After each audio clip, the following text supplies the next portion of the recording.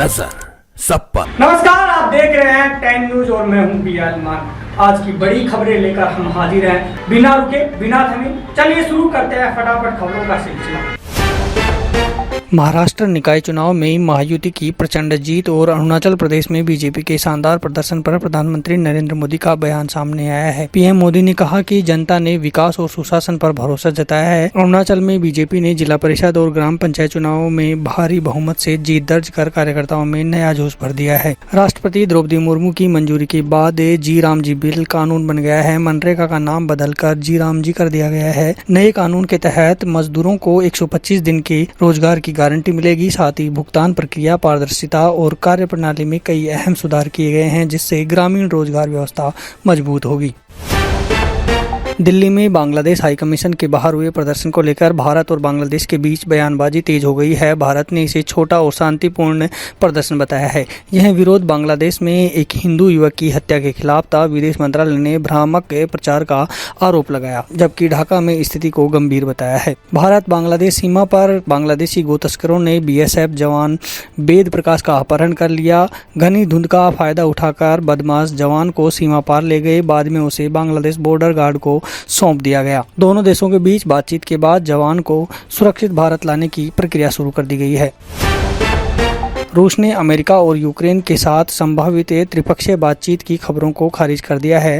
राष्ट्रपति पुतिन के सलाहकार यूरी उसाकोव ने कहा कि फिलहाल ऐसी किसी घटना की कोई योजना नहीं है। यह बयान यूक्रेनी राष्ट्रपति जेलेंस्की के उस दावे के बाद आया जिसमें उन्होंने ट्रंप पुतिन जेलेंस्की वार्ता की संभावना जताई थी। ब्राजील के राष्ट्रपति लूला डी सिल्वा ने अमेरिका को वेनेजुएला पर संभावित हमले को लेकर सख्त चेतावनी दी है। लूला ने कहा कि अमेरिकी सैन्य हस्तक्षेप से बड़ा मानवीय संकट पैदा होगा और यह दुनिया के लिए खतरनाक मिसाल बनेगा। यह बयान उन्होंने मार्कोसुर शिखर सम्मेलन में दक्षिण अमेरिकी नेताओं के सामने दिया।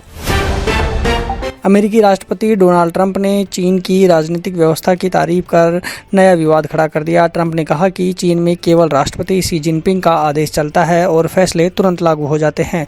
विपक्ष ने इस बयान को लोकतंत्र पर हमला बताया और ट्रंप पर अधिनायकवादी व्यवस्था को बढ़ावा देने का आरोप लगाया है। दिल्ली से मुंबई जा रही एयर इंडिया की फ्लाइट AI 887 को इमरजेंसी लैंडिंग करनी पड़ी। टेक ऑफ के बाद विमान का एक इंजन बंद हो गया, जिसके बाद फ्लाइट को वापस दिल्ली उतारा गया। विमान में 335 यात्री सवार थे। सभी यात्री सुरक्षित हैं और उन्हें दूसरे विमान से भेजने की व्यवस्था की जा रही है।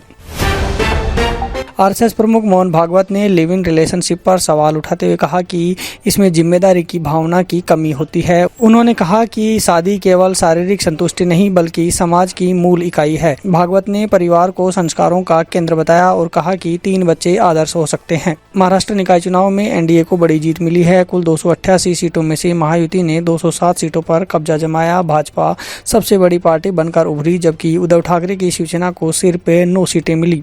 गढ़चिरौली में भाजपा उम्मीदवार महज 1 वोट से चुनाव हार गया, जिससे मुकाबले की रोचक तस्वीर सामने आई। देश में 2 नमूने, एक यूपी में और दूसरा सीएम योगी के ऐसा कहते ही भड़क गई सपा, जमकर हुआ हंगामा। उत्तर प्रदेश विधानसभा में कोडीन युक्त कफ सिरप के मुद्दे पर सीएम योगी आदित्यनाथ और सपा के बीच तीखी नोकझोंक देखने को मिली। सीएम योगी ने कहा कि यूपी में कोडीन सिरप से एक भी मौत नहीं हुई है। उन्होंने आरोप लगाया कि बड़े आरोपियों को सपा सरकार में लाइसेंस मिले थे। इस बयान पर सपा भड़क गई और सदन में जमकर हंगामा हुआ। अहमदाबाद में 3 बुजुर्ग 2.21 करोड़ रुपए की ऑनलाइन ठगी से बचाए गए। साइबर ठगों ने उन्हें डिजिटल अरेस्ट का डर दिखाया। पैसे ट्रांसफर कराने की कोशिश की थी। समय रहते बैंक अधिकारियों और पुलिस ने हस्तक्षेप किया। ठगों के दबाव में बुजुर्ग असली पुलिस पर भी शक करने लगे थे। आरएसएस प्रमुख मोहन भागवत ने बांग्लादेश में हिंदुओं पर हो रही हिंसा को लेकर चिंता जताई। कोलकाता में एक कार्यक्रम के दौरान उन्होंने कहा कि वहां हिंदुओं की स्थिति बेहद कठिन है। भागवत ने हिंदू समाज में एकजुट रहने और पीड़ितों की हर संभव मदद करने की अपील की है। हालिया हिंसा में हिंदू समुदाय को निशाना बनाया गया है।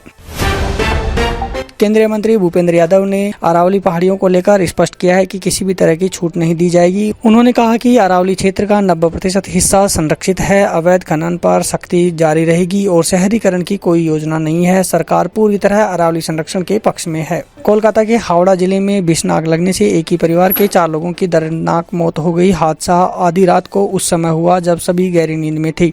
मृतकों में 2 पुरुष और 2 महिलाएं शामिल हैं। आग लगने की वजह शॉर्ट सर्किट मानी जा रही है। पुलिस मामले की जांच कर रही है। राष्ट्रीय महिला आयोग की अध्यक्ष विजया राहटकर ने हिजाब विवाद पर राजनीति किए जाने पर नाराजगी जताई। उन्होंने कहा कि महिलाओं से जुड़े मुद्दों को राजनीतिक रंग नहीं दिया जाना चाहिए। कोटा में जनसुनवाई के दौरान उन्होंने बताया कि महिला आयोग देश भर में सुरक्षा और जागरूकता के लिए प्रशिक्षण कार्यक्रम चला रहा है और मामलों पर लगातार नजरें रखे हुए है। राष्ट्रपति द्रौपदी मुर्मू ने शांति विधेयक को मंजूरी दे दी है, जिससे परमाणु क्षेत्र में निजी कंपनियों की भागीदारी का रास्ता खुल गया है। अब निजी कंपनियां परमाणु ऊर्जा संयंत्रों का निर्माण और संचालन कर सकेंगी। हालांकि यूरेनियम और थोरियम का खनन पूरी तरह सरकार के नियंत्रण में ही रहेगा। उत्तर भारत में कड़ाके की ठंड और घने कोहरे ने जनजीवन अस्त व्यस्त कर दिया है। मध्य प्रदेश, राजस्थान और हरियाणा में विजिबिलिटी 30 मीटर से नीचे पहुंच गई है। कश्मीर में भारी बर्फबारी से सड़कें बंद हैं और कई उड़ानें रद्द हुई हैं। यूपी और झारखंड में ठंड से 4 लोगों की मौत की पुष्टि हुई है। भारतीय महिला क्रिकेट टीम ने पहले T20 मुकाबले में श्रीलंका को 8 विकेट से हराकर सीरीज में शानदार शुरुआत की है। विशाखापट्टनम में खेले गए मैच में जेमिमा रोड्रिग्स ने शानदार अर्धशतक लगाया। भारत ने 121 रनों का लक्ष्य सिर्फ 15 ओवर में हासिल कर लिया और मैच पर पूरी तरह दबाव बनाए रखा। प्रधानमंत्री नरेंद्र मोदी की बायोपिक फिल्म मावंदी की शूटिंग शुरू हो गई है। फिल्म में मलयालम अभिनेता उन्नी मुकुंदन पीएम मोदी की भूमिका निभा रहे हैं। मेकर्स ने पूजा के साथ शूटिंग शुरू होने की जानकारी साझा की और इसे देश की किस्मत बदलने वाले नेता की प्रेरणादायक कहानी बताया। हैदराबाद में एक पब्लिक इवेंट के दौरान एक्ट्रेस सामंथा रुथ प्रभु भीड़ की बदसलूकी का शिकार हो गई। साड़ी शोरूम के उद्घाटन पर भारी भीड़ ने उन्हें घेर लिया। धक्का मुक्की के बीच सामंथा लड़खड़ाई और उनकी साड़ी तक खींची गई। इससे पहले एक्ट्रेस निधि अग्रवाल के साथ भी ऐसा ही मामला सामने आया था। तो ये थी आज की सभी बड़ी और जरूरी खबरें तेज रफ्तार में। अगर आप देश दुनिया की हर हलचल से अपडेट रहना चाहते हैं तो जुड़िए 10 न्यूज के साथ। मैं हूं BL मान, मिलेंगे फिर एक और बुलेटिन में। तब तक के लिए मुझे दीजिए इजाजत। जय हिंद। नजर सब